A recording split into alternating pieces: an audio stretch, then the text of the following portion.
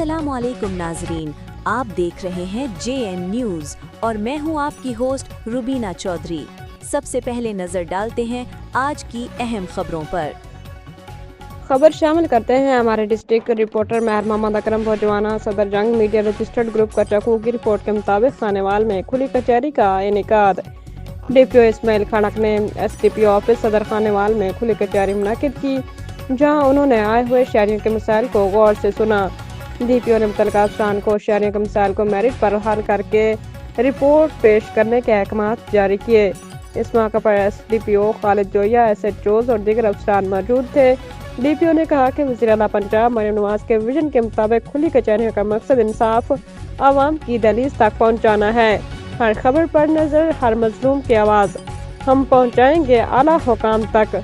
मजीद खबरें देखने के लिए देखते रहें JN आज़ाद न्यूज़।